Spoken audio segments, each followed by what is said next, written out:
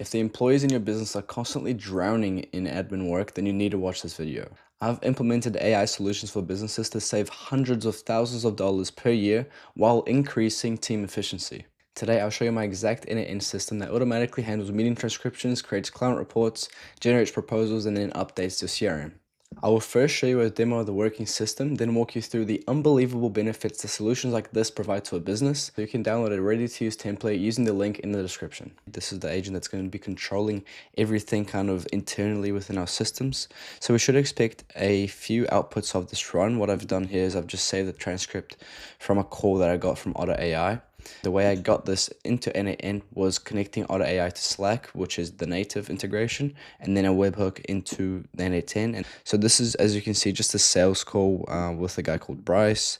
He comes from a company called One Real Estate, and this is just a sales call asking them more about what they're currently doing. This is obviously like dummy data that I've got over here saved, but you can see how it's like walking through all these details of what he maybe needs. And so for the sales call, we need different sort of actions done off the back of this call, right? So if we just save that and run this system here, we can get a few outputs expected. So firstly, here in our CRM, you can see that Bryce is a lead within the CRM. And then secondly, in the Slack channel over here, when the agent is going to tell us what it's done. So if you run that, we can see the outputs coming out accordingly. So it's starting to use the Slack tool, and then once it's done, I'll let you know what the results look like. Okay, so it's just finished up. It decided to use the proposal tool and obviously the CRM manager. It did not decide to go with the project update because it was not a scope within an existing client. Okay, so if we go into the Slack channel, we can see that it has closed a call with Bryce for an AI-powered outreach automation. A proposal was going to be sent, and we saw that it was just run, and we created that proposal. I'll show you guys in a minute. And then we updated the project details in the CRM for July 12th, which was in the transcript. So if you go back into our CRM, it's not in the conversating hub anymore. We have put them into the proposal/contract hold up along with these other dummy leads that I've put in here. And if we click on his card here in Airtable, the agent has filled in all of this information saying that the lead has agreed to receive the proposal for this specific fee based on the transcript. This is the deal stage. This is the pain points that the lead is feeling. This is the project details, and then obviously here we've got a final fee to look at that way as well. And then as a result of what we got from that make.com scenario, we can get that web URL of the proposal into our Word template, and we can see here that it fills out all of the information from the client, talking about the start date, how long it's going to be, the name of the system, and then we have a whole bunch of details about the solution.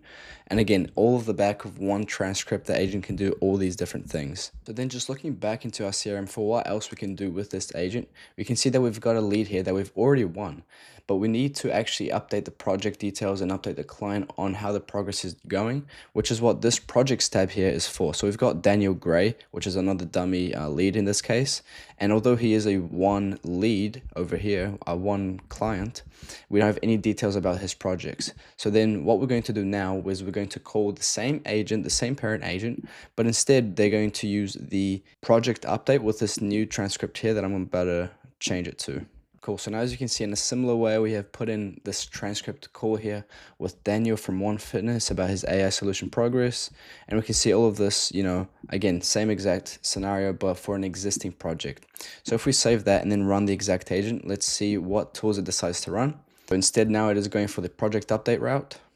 So once again, it has finished running, we go into the Slack and it has told us about the project update action items for One Fitness. And these were the specific updates from that transcript. So if we go into our Google Drive, now if we go into a Google Slides over here and click on the latest one that the agent created, we can see that we've made an entire report on autopilot for this client, talking about all the progress that we've made, the particular date that the report is covered by, and even the facilitator, which is all extracted from our CRM that we have put in the data from Daniel Gray, and even this attachment here, which is a Google Doc talking about the whole proposal. So it's read all of this, contextualized all the information itself to be able to create this, very solid and reliable report that we can go and just tweak small things. So if we go through this, we can see that it's done an overview for us. It's gone into the main kind of overview page, talking about the AI calling solution for Daniel Gray, made by Blue Horizon AI.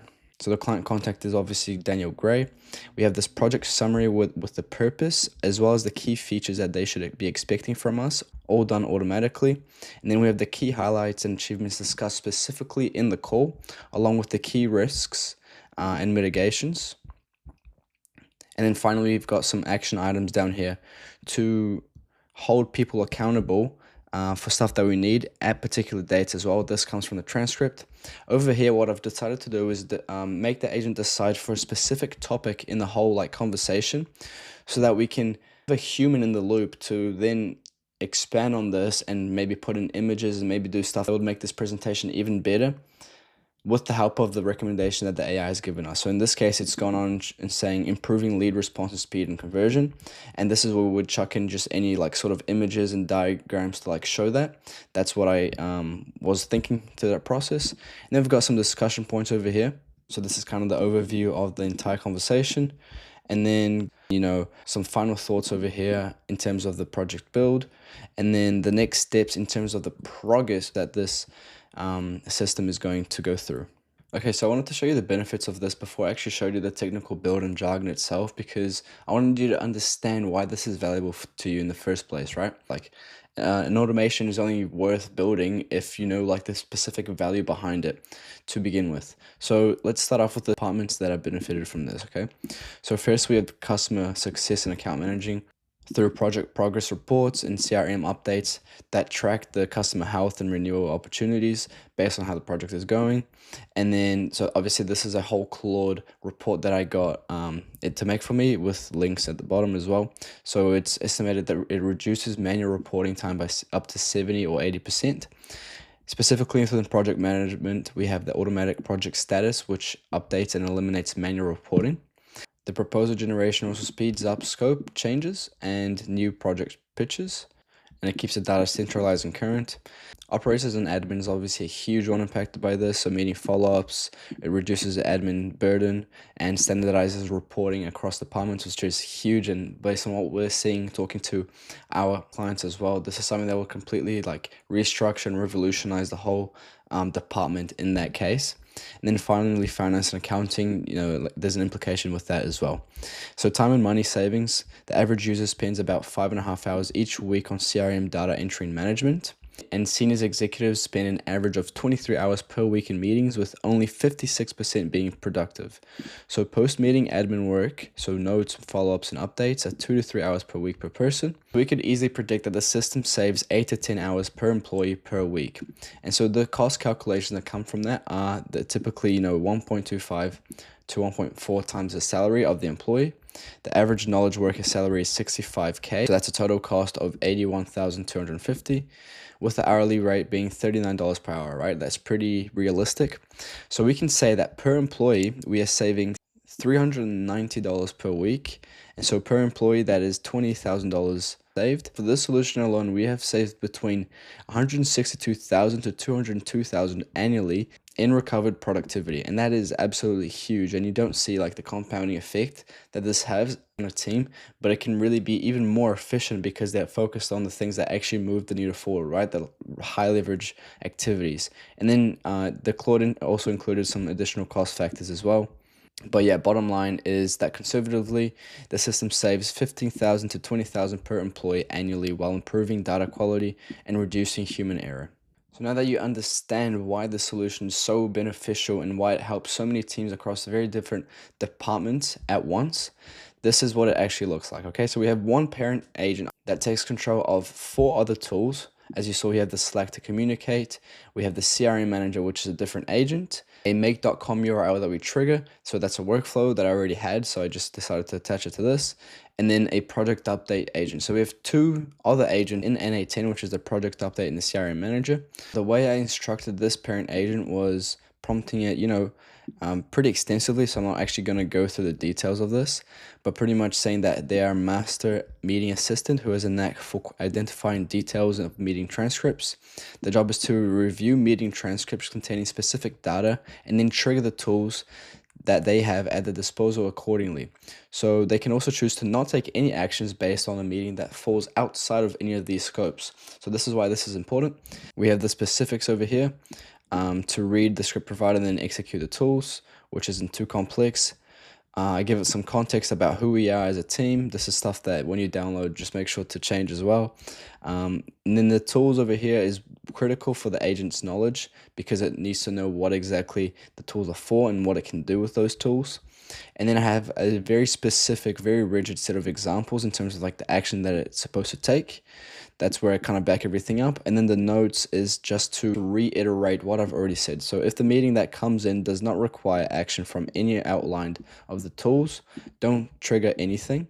Your response should always execute at least one of the tools with no extra explanations or info, just the tool execution when it does decide to execute, or when it does decide to act upon the meeting transcript that it received. Only execute the proposal gen tool if the lead is closed on the actual call transcript itself. Do not execute project update if we are discussing a project that hasn't happened. And then always use send Slack as your last tool to update the team on what you've done or what you're going to do. And then we say use examples, the examples that are provided to you up here, as a reference point for your discussions for similar instances. And then this is where I outline the tools itself. So this is the project update, which makes the reports and updates the client. And then I say to the agent to call this tool to create the report on the progress of the project that is already underway. And we have to be very, very particular on this. But anyway, we call this specific tool here. So let me just show you what it looks like from the agent perspective over here. So this is what we just ran. We can see exactly what the output was for that run. So the client name was One Fitness, which our parent agent was able to identify. We have given the current date. The key highlights was a successful integration with the client's HubSpot CRM. And then this is where obviously we've got the key risk and key items and stuff as well, and the discussion points, which is all great things that the parent agent already does before passing the stuff on to this meeting agent, so the project update agent. But then what the project update agent does that is so helpful for creating the report is it extracts all the data from the CRM as well. So it starts to contextualize everything. Let me just walk through the prompt so you understand it a bit better. We are telling it to synthesize the information from the Notion, from live meeting transcripts and Google Documents if they are attached. I'll show you guys that in a second. To then create a Google Sheet template presentation with new relevant information, ensure that the updates are accurately reflected and specified in a Google Sheet template. In the specifics section here, we have quite a few things to go through. You can see that the first thing to tell the agent to do is to breathe deeply before it does anything, which for these complex workflows that the agent needs to handle is quite helpful actually in the prompt. Then we analyze the live transcripts first, focusing on the details. Execute the Get Project tool, where they look for the documents relating to the specific company. And then we get the contents from that tool. We analyze the entire content that is available to us to see in the CRM. If the content contains further documents, use the Get Documents tool to contextualize further, and we just tell that it is conditional. We then update the Google Sheet template presentation using the update template.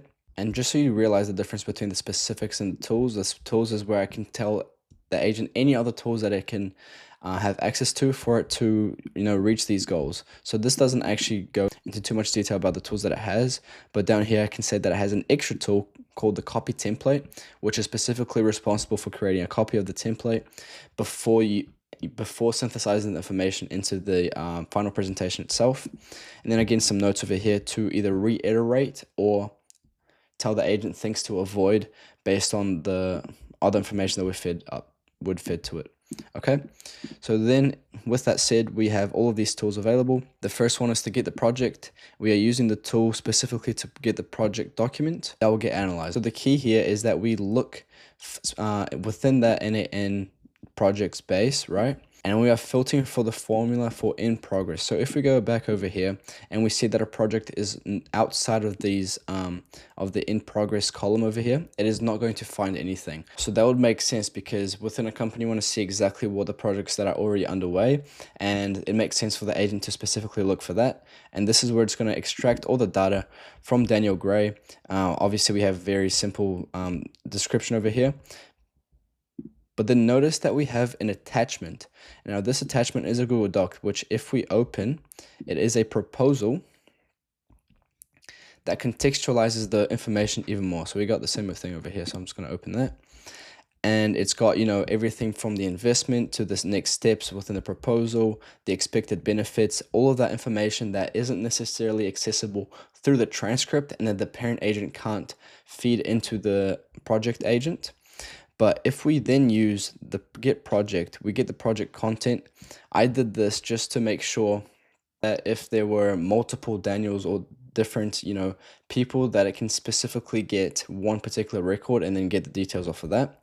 But as you can see, we can see that attachment that is appended to that CRM data over there, and it's a Google Doc, right? And what we can do is we can get the contents of that Google Doc for the agent to read this entire thing and contextualize it even more when it makes the report. And this is key for things like the key risks, along with overview presentation that the agent needs to present when it, describes the project content. So once it's contextualized everything with these three tools, it goes on to the copy template. We say to use to make a copy of the template filled in.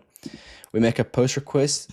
This is a custom request for the Google APIs because it's not native to n8n, but we can still use our Google Drive credential. As you can see in the output here, we are then able to filter out a particular template, which I mentioned over here in this URL via this presentation ID. So this is the one that we are copying, and we are creating a new one from scratch.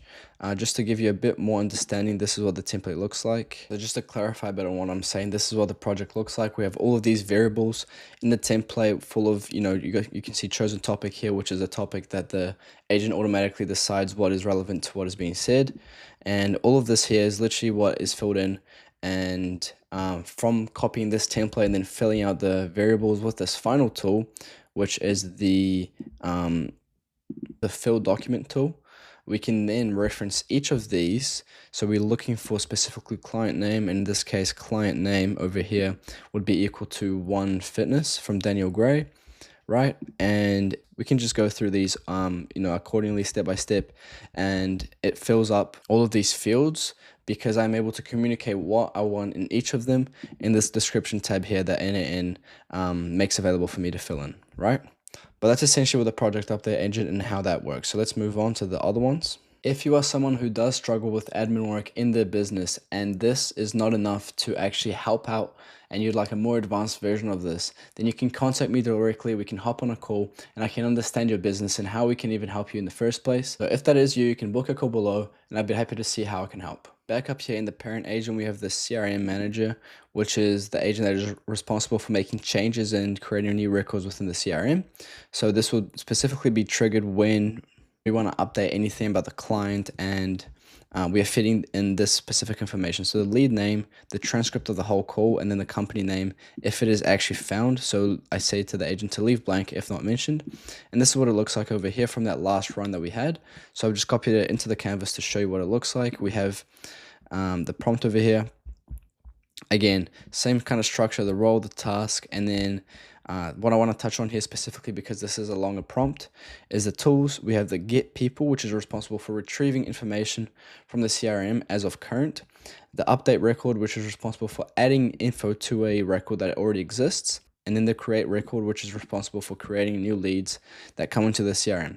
And then what I want to touch on here is that before I go into these tools here, I say that the agent needs to think about these and using them step by step, because it needs to get people first before it decides whether or not to update or create. It cannot just create a new record without knowing if it exists in the CRM. So that's why we do that. And so these are the tools within the CRM. We are first just doing a regular search request to return all the items within the CRM. Based on the information that we've gotten in the transcript, we are going to, so in this case, we are going to update Bryce from One Real Estate. So then it decides to, since it's found Bryce over here in the first tool call, so over here, this is all that information there. It knows to then update a new record and then say, okay, well, the deal stage is now a proposal or contract stage, because from the transcript, we can see that they are looking for a proposal. And then we can also put in the pain points in the project, what it is, and all that stuff. The ID that we get to update the project comes from the first tool, which the search gives us access to all the IDs for each of the individuals in our CRM. So then we can just update this, right? But then if it was someone that wasn't found in the CRM to begin with, then we'll know to create a record instead. So this one is a lot simpler. The only thing with the create record is that we have to define everything for the agent, the industry, and everything, because again, we are creating a record from scratch. Whereas the update record, we only need to update a few fields here. This is about like the only difference between them, but otherwise, this is a pretty simple agent. And then finally, the proposal generator that the parent agent has access to is simply a make.com scenario that I built a while back. This is what we use to create our templates as well for proposals. But yeah, since I already had this in my make.com, I decided to just make this a URL, a webhook URL that is a post request. And then we are just sending all of these values here that we are then going to receive, as you can see in the webhook over here. We receive all of this information that comes from the transcript, and then we have these two GPT modules to generate the milestones and generate the proposal content off the back of this information that we got here from the webhook. And then the reason we are able to create one from scratch like that is because, again, we have a template in our OneDrive, so it's a Microsoft Word. We download it with the content. We then fill out the document looking for the specific templates. So this is what it looks like over here. We just look for each of these variables with the template, same thing as before, but visually it looks a bit better for make.com. And so company name, client name, all of this stuff.